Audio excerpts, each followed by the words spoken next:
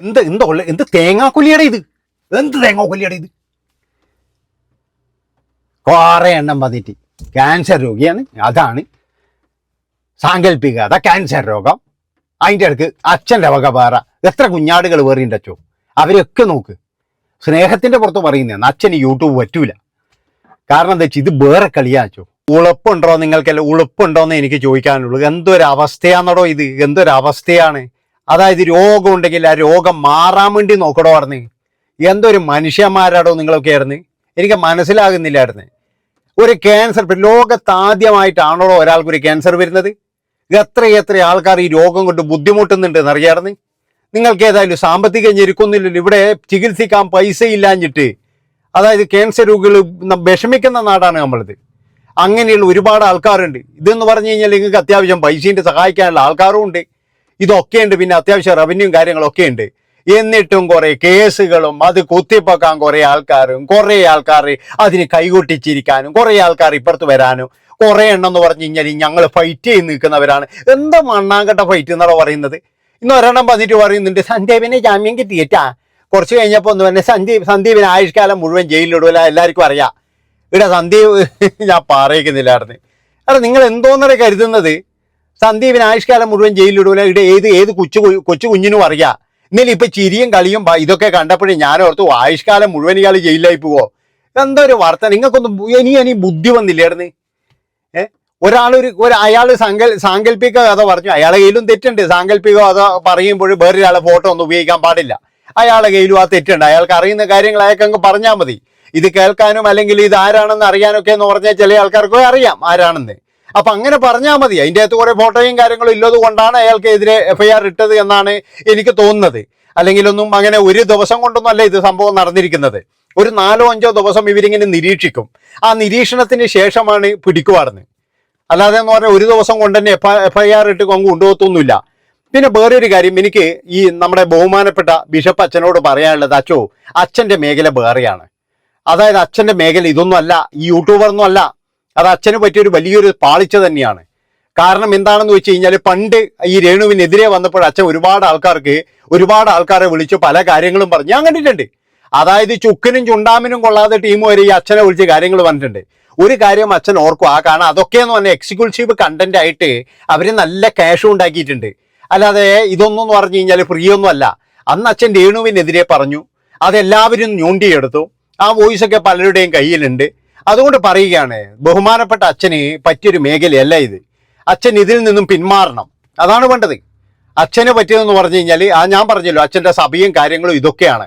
ഒരിക്കലും ഈ യൂട്യൂബേഴ്സിൻ്റെ ഇടയിലോ അല്ലെങ്കിൽ ഇതിൻ്റെ ഇടയിൽ റിയാക്ഷൻ്റെ ഇടയിലോ, കാരണം ഇതൊക്കെ എന്ന് പറഞ്ഞു കഴിഞ്ഞാൽ ഇതൊക്കെ വേറെ ലെവലാണ്. ഇനിയിപ്പോൾ രേണു ആയാലും ശരി, കിച്ചു ആയാലും ശരി, അവർക്കെതിരെ വീഡിയോ ഇടുന്ന ആളായാലും ശരി, എനിക്കായാലും ശരി, എല്ലാവർക്കും വേണ്ടതെന്ന് പറഞ്ഞാൽ വ്യൂസും റവന്യൂവും തന്നെയാണ്. അല്ലാതെ എന്ന് പറഞ്ഞു കഴിഞ്ഞാൽ ഇതിൻ്റെ അകത്ത് ആരെയും നന്നാക്കാനെന്ന് രേണു സുധീന നമ്മൾ നന്നാക്കിയിട്ട് എന്നാ ചെയ്യേണ്ടത്? കിച്ചോ സുധീന നമ്മൾ നന്നാക്കിയിട്ട് എന്നാ ചെയ്യേണ്ടത്? അതുപോലെ തന്നെ മറ്റു പലരെയും നമ്മൾ നന്നാക്കി. ഇതൊക്കെ എന്ന് പറഞ്ഞു കഴിഞ്ഞാൽ അങ്ങനെ അങ്ങ് പോകും. ഇതൊക്കെ എന്ന് പറഞ്ഞാൽ ഇതിൻ്റെ ഇടയിൽ എന്ന് പറഞ്ഞാൽ എത്ര വാർത്തകൾ നിങ്ങൾ ആരെങ്കിലും പറഞ്ഞോ? ആ നിതിൻ എന്ന് പറയുന്ന ചെറുപ്പക്കാരൻ മരിച്ചിട്ട് റാം എന്ന് പറയുന്ന അവനെ അറസ്റ്റ് ചെയ്തിട്ട് ഇവിടെ ആരെങ്കിലും മിണ്ടാനുണ്ടായോ? ആരും മിണ്ടൂല. കാരണം എന്താ? അതൊന്നും വേണ്ടടോ ആയിരിക്കും. അതൊരു മനുഷ്യന്മാർക്ക് വേണ്ട. അതായത് അങ്ങനെയുള്ള വാർത്തകളേ വേണ്ടായിരിക്കും. ഈടി എല്ലാവർക്കും വേണ്ടത് എന്താ വെച്ചാൽ രേണു സുധീനെ വല്ലതും പറയുന്നുണ്ടാ? രേണു സുധീൻ എന്നാ പറയുന്നത്? ഇതിൻ്റെ അകത്ത് അച്ഛൻ പോയിട്ട് തലവെച്ച് കൊടുത്തു എന്നേ ഞാൻ പറയുള്ളൂ. അച്ഛനെ കൃത്യമായിട്ട് എന്ന് പറഞ്ഞു കഴിഞ്ഞാൽ എല്ലാവരും കൂടി തെറ്റിദ്ധരിപ്പിച്ചു. അച്ഛൻ്റെ പണിയും നോക്കി പോയാൽ പോരെ. അല്ലാതെ ഈ വലോനും പറയുന്ന വീഡിയോയോ സാങ്കല്പിക കഥയോ എന്തിനു വെറുതെ കേട്ടിരിക്കുന്നത്? അതാണ് എനിക്ക് ചോദിക്കാനുള്ളത്. അല്ല, ഇവിടെ എന്തെങ്കിലും തരത്തിലുള്ള കോടാലിത്തരം ഉണ്ടെങ്കിൽ ഇവിടെ എന്താ പറയണ്ടേ, അവരുടേതായ സഭയും കാര്യങ്ങളും ആൾക്കാരും എല്ലാം ഉണ്ട് ചോദിക്കാൻ. ഇവിടെ നമ്മൾ യൂട്യൂബേഴ്സ് വന്നിട്ട് അച്ഛൻ്റെ പഴയ കാര്യങ്ങൾ തോണ്ടി വളിയിലിടുന്നോ? എന്താവശ്യത്തിന്? എന്തോ മാങ്ങാത്തൊലിക്കാണ്? അതിലും വലിയ കാര്യമില്ലടോ. നിങ്ങളൊരു കാര്യം ചെയ്യടോ, നിങ്ങൾ ആ ഡോക്ടർ റാമിനെയും അതുപോലെ തന്നെ എന്ന് പറഞ്ഞാൽ നമ്മുടെ നാട്ടിൽ നടക്കുന്ന ചില കൊള്ളരുതായ്മകളും ഇതൊക്കെ പോയിട്ട് പ്രതികരിക്കടാ. ഇതൊന്നും പ്രതികരിക്കാതെ എല്ലാവരും പോയിട്ട് എന്ന് പറഞ്ഞു കഴിഞ്ഞാൽ ഇതിൻ്റെ അകത്ത് എന്തെങ്കിലും ഉണ്ടോ, അതിൻ്റെ അകത്ത് എന്തെങ്കിലും ഉണ്ട്? എന്ത് കാര്യമാണ്? രേണു സുധിയോടും എനിക്ക് പറയാനുള്ള അതാണ്, കുറച്ചൊക്കെ ഒന്ന് കുറക്കാവുന്നു കുറച്ച്. അതായത് ഇതൊക്കെ വളരെ മോശമാണ്. നിങ്ങൾക്ക് നിങ്ങളുടേതായ വീഡിയോ ഇട്ട് പോകാന്നല്ലാതെ എന്തിനാണ് വെറുതെ മറ്റുള്ളവരെ വെല്ലുവിളിപ്പിക്കുക, മറ്റുള്ളവരെ ചൊറിയാം? എന്തിനാ വെറുതെ ആവശ്യമില്ലാതെ പണിയെടുക്കുന്നത്? ജനങ്ങൾക്ക് തന്നെ എന്ന് പറഞ്ഞാൽ ഇതിപ്പോൾ ഒരു വിഭാഗം മാത്രമാണ്, ഒരു 20% ആൾക്കാർ മാത്രമാണ് നിങ്ങൾക്കുള്ള സപ്പോർട്ട്. അല്ലാതെ ലോകത്തുള്ള ആൾക്കാർ വെച്ച് സപ്പോർട്ടാന്ന് വിചാരിക്കരുത്. ഒരു 20% നിങ്ങളെ സപ്പോർട്ട് ചെയ്യുന്നുണ്ട്, ഒരു 30% നിങ്ങൾ വെറുക്കുന്നുണ്ട്. ബാക്കിയുള്ള ജനങ്ങളൊക്കെ എന്ന് പറഞ്ഞു കഴിഞ്ഞാൽ ഒരു എന്താ പറയുക, ഒരു 50% ആൾക്കാർ ഇതിങ്ങനെ കണ്ടുകൊണ്ടും ചിരിച്ചുകൊണ്ടിരിക്കലാണ്. കാരണം നിങ്ങളുടെ അവസ്ഥ കണ്ടിട്ട്, നിങ്ങളുടെ എല്ലാവരെയും അവസ്ഥ കണ്ടിട്ടാണ്. ലോകത്താർക്കും ഇല്ലാത്ത ഒരു അസുഖം പോലെ എല്ലാവരും ഭയങ്കരമായിട്ട് എന്താ ആഘോഷം, എന്താ ഇത്, നിങ്ങളൊരു പടകം പൊട്ടിക്കണോ വന്നാൽ എല്ലാവരും കൂടി ഒരു പ്രതിഷേധ ജാഥ നടത്താറുണ്ട്, പ്രതിഷേധ ജാഥ നടത്തിക്കൂടെയായിരുന്നു. തോന്നിയ വാസങ്ങൾ, മൊത്തത്തിൽ പറഞ്ഞു കഴിഞ്ഞാൽ തോന്നിയ വാസങ്ങൾ. എത്ര സമയമാണ് ഈ ഇതുപോലെയുള്ള ഊളക്കാര്യത്തിന് വേണ്ടിയിട്ട് എൻ്റെ ബഹുമാനപ്പെട്ട പോലീസുകാരോട് എനിക്ക് പറയാനുള്ളത്, ഇതൊക്കെ വിളിപ്പിച്ച് കഴിഞ്ഞാൽ തീരുന്ന കേസാണ്. ഇവരെ പോലെയുള്ള ആൾക്കാരെയൊന്നും വിളിപ്പിക്കുക കൊണ്ടു. അല്ലാതെ എന്ന് പറഞ്ഞു കഴിഞ്ഞാൽ ഈ പ്രഹസനം കാണിക്കരുത്, ദൈവത്തെ ഓർത്തിട്ട്. കാരണം എന്താണെന്ന് വെച്ചാൽ അച്ഛനായാലും ആർക്കായാലും ശരി, ഇതിൻ്റെ അകത്തുള്ള കാര്യങ്ങൾ എല്ലാവർക്കും അറിയുന്നതാണ്. ഇത് പുഴുക്കുത്തുകളാണ് മൊത്തത്തിലെന്ന് പറഞ്ഞു കഴിഞ്ഞാൽ. ഇത് ചീഞ്ഞ് നാർന്നൊരു കണ്ടന്റാണ് ഈ രേണുസുധീന്റെ കണ്ടന്റ് എന്ന് പറഞ്ഞാൽ. ഇതൊരു പുഴുക്കുത്ത് കണ്ടന്റാണ്, അല്ലാതെ നല്ലതൊന്നുമല്ല. അത് മനസ്സിലാക്കുക. പണ്ട് മുതലേ അങ്ങനെയാണ്, സുധി ജീവിച്ചിരുന്നപ്പോഴും അങ്ങനെയാണ്. അയാൾ കുറെ കടം വാങ്ങിച്ച് അതിനുശേഷം എന്ന് പറഞ്ഞു കഴിഞ്ഞാൽ അത് ഒരുപാട് ആൾക്കാർ റിയാക്ട് ചെയ്ത്, അത് കഴിഞ്ഞതിന് ശേഷം എന്ന് പറഞ്ഞു കഴിഞ്ഞാൽ ഇതുവരെ ഇല്ലാത്തൊരു സംഭവം എന്താ അറിയാ, സുധിച്ചേട്ടന്റെ മണവും കൊണ്ട് ഒരാൾ വന്നിരിക്കുന്നത്. എവിടെന്നോ പോയിട്ട് സ്പ്രേ ആവില്ല, സുധിച്ചേട്ടന്റെ സ്പ്രേ. അത് കഴിഞ്ഞതിന് ശേഷം ഏതൊരു യൂട്യൂബുകാരൻ അതൊന്ന് അടിക്കാൻ തരുവോ ചേച്ചി, അയ്യേ അത് ഛർദിക്കും, അത് എനിക്ക് തന്നെ ഛർദിക്കും. അപ്പൊ ഈ മണന്തിര എടുത്തിന്, പിന്നെ ഈ മണന്തിര എടുത്തത്.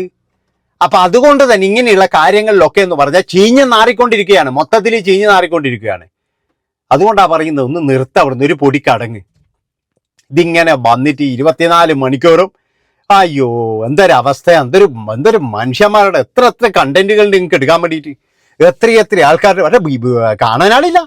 രേണുസുധീന്റെ എന്ന് പറഞ്ഞു കഴിഞ്ഞാൽ എല്ലാവരും മൂടി വന്ന് കണ്ടോളും, അത് തന്നെ, വേറെയൊന്നും അല്ല. അല്ലാതെ വേറെ ഇതിൻ്റെ അകത്ത് വലിയ ഇതൊന്നുമില്ല. ഇപ്പൊ അച്ഛനായാലും എന്നാ പറയുന്നത് നോക്കിയിട്ട് കുറെ ആൾക്കാർ, വോയിസ് പുറത്തില്ലെന്ന് പറഞ്ഞാൽ വേറെ കുറെ ആൾക്കാർ. കാരണം എന്താ വെച്ചാൽ വേറെ ഒന്നുമല്ല, ഇതിൻ്റെ അകത്ത് എന്ന് പറഞ്ഞാൽ എന്തെങ്കിലും കിട്ടും, അത് തന്നെയാണ്. അതുകൊണ്ട് ബഹുമാനപ്പെട്ട അച്ഛനോട് പറയുന്നത്, നിങ്ങൾ ഒന്നുകിൽ ഇതിൻ്റെ അകത്ത് നിന്ന് പിന്മാറുക, ഇല്ലെങ്കിൽ അച്ഛനും കൂടി ഒരു ചാനൽ തുടങ്ങണം എന്നാണ് ഞാൻ പറയുന്നത്. അതാ വേണ്ടത്, അച്ഛനും കൂടി ഒരു ചാനൽ തുടങ്ങിക്കോളുക. അല്ലാതെ ഇതിൻ്റെ അകത്ത് പിടിച്ചേക്കാൻ പറ്റൂല. അച്ഛൻ ഇങ്ങനെ ഓരോ ആൾക്കാരോട് പറയുമ്പോഴേ അയാൾ പിന്നെന്ന് പറഞ്ഞാൽ ശത്രുക്കളായി മാറുമ്പോഴേ ഇതൊക്കെ എടുത്തിട്ട് വെളിയിലിടുക. ഞാൻ കണ്ടിട്ടുണ്ട് പണ്ട് എന്ന് പറഞ്ഞു കഴിഞ്ഞാൽ ഈ അച്ഛൻ്റെ ഇന്റർവ്യൂ, അതുപോലെ തന്നെ അച്ഛൻ ഒരുപാട് ആൾക്കാർക്ക് ഫോൺ വിളിച്ച് പറയുന്നത്, അച്ഛൻ ഒരുപാട് ആൾക്കാർക്ക് ഇതെല്ലാം കൊടുക്കുന്നതൊക്കെ ഞാൻ കണ്ടിട്ടുണ്ട്. അപ്പോൾ തന്നെ എനിക്കറിയാമായിരുന്നു ഇത് ഇങ്ങനെയേ വരുള്ളൂ എന്ന്. മനസ്സിലായ? ഇതിങ്ങനെ വരുള്ളൂ, അല്ലാതെ വേറെ ഒന്നും വരൂല. അപ്പൊ ഇതിൻ്റെ അകത്ത് എന്ന് പറഞ്ഞാൽ നമ്മൾ CBI അന്വേഷണം അല്ലെങ്കിൽ വേറെ അന്വേഷണം ഒന്നും നടത്തണ്ടോ. നമ്മൾ ഈ സത്യസന്ധമായ കാര്യങ്ങൾ എന്ന് പറയുമ്പോൾ, ഇപ്പൊ ഞാൻ പറയുന്നത് എന്നെ പറ്റിയിട്ട് ഒരു സാങ്കല്പിക കഥ പറയുന്നു എന്ന് വിചാരിച്ചോ, അത് സാങ്കല്പികമാണെങ്കിലും എന്നെ പറ്റിയിട്ടാണെന്ന് മനസ്സിലാക്കി കഴിഞ്ഞാൽ ആൾക്കാർ എന്നെ നോക്കും, ഉറപ്പായിട്ട് നോക്കും. ഇവിടെ സിനിമാ താരങ്ങൾ വരെ എന്ന് പറഞ്ഞു കഴിഞ്ഞാൽ ആദ്യം തന്നെ ഡിസ്ക്ലൈമർ വെക്കുന്നുണ്ട്. പല സിനിമകളെന്ന് പറഞ്ഞു കഴിഞ്ഞാൽ ഈ കരുണാകരനെയൊക്കെ നിങ്ങൾക്കറിയോ, ദി കിങ് എന്നുള്ള സിനിമയിൽ അതിൻ്റെ അകത്ത് എന്ന് പറഞ്ഞു കഴിഞ്ഞാൽ ശരിക്കും മുരളീധരനെയും കരുണാകരനെയും ഒക്കെ എത്ര ഭാര്യയിട്ടുണ്ട്. അതായത് അന്ന് എന്ന് പറഞ്ഞു കഴിഞ്ഞാൽ കരുണാകരൻ്റെ വീട്ടിൽ സ്വിമ്മിംഗ് പൂൾ ഉണ്ടാക്കിയിരുന്നു. ആ സ്വിമ്മിംഗ് പൂളിൻ്റെ പേരിൽ അങ്ങനെയൊക്കെ ഒരുപാടുണ്ട്. അതുകൊണ്ട് പറയുന്നുണ്ട് എൻ്റെ ബഹുമാനപ്പെട്ട കൂട്ടുകാരെ, നിങ്ങളെല്ലാവരും ഒരു കൂടി കടങ്ങ്. ഈ കേസും കുറിയും അതുപോലെ തന്നെ എന്ന് പറഞ്ഞാൽ എന്നാൽ സുധീൻ്റെ ആത്മാവിനെ വരുത്തുന്ന പോലായിരുന്നു. എടാ നിങ്ങൾക്കല്ല നഷ്ടപ്പിരാന്തായി പോയിടാ, നഷ്ടപ്പിരാന്ത്. സുധീൻ്റെ ആത്മാവ് മണ്ണാങ്കട്ട തേങ്ങാ കൊലിയുള്ളത്. എവിടെ നിന്നാടാ നിങ്ങളൊക്കെ വന്നത്? ഏത് നൂറ്റാണ്ടിലാണ് നിങ്ങളൊക്കെ ജീവിക്കുന്നത്? അയ്യോ സത്യം പറഞ്ഞു കഴിഞ്ഞാൽ ഇപ്പോഴാണ് എനിക്കൊരു കാര്യം മനസ്സിലായിട്ടാ. നമ്മളെ നാഗച്ചേച്ചിയിൽ ഇങ്ങനെ ആയത് തന്നെ എന്ന് പറഞ്ഞാൽ ഇത് കേൾക്കാൻ കഴിയാത്തതുകൊണ്ടാണ്.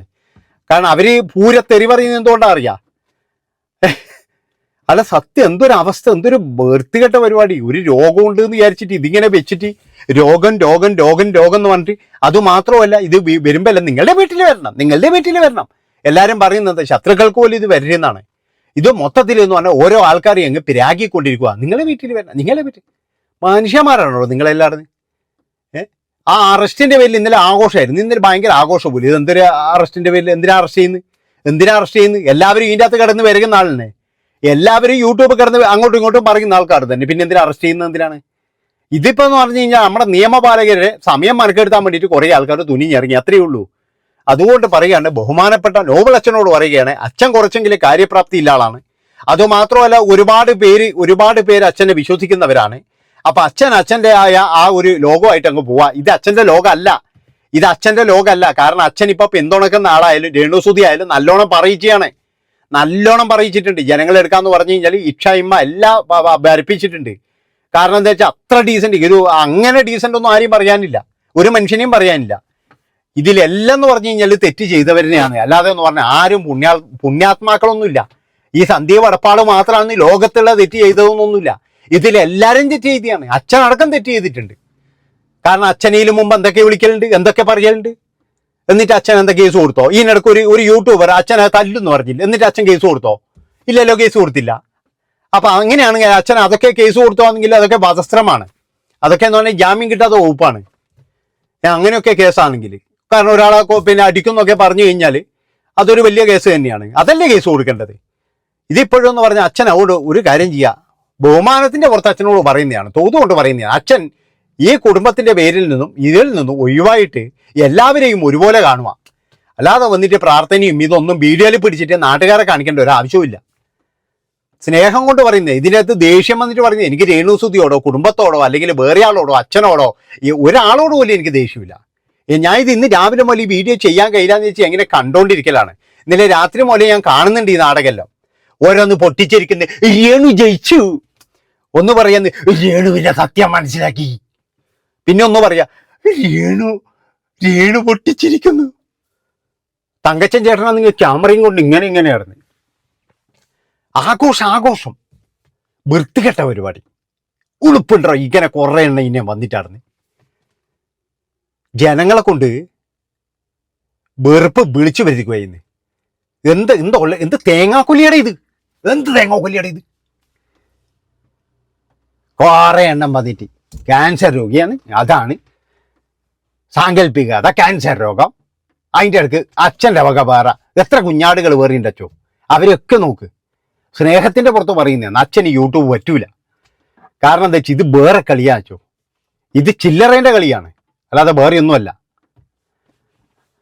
അഭിപ്രായങ്ങളും നിർദ്ദേശങ്ങളും ഇത് ദേഷ്യം വന്നിട്ട് പറഞ്ഞു കേട്ടോ.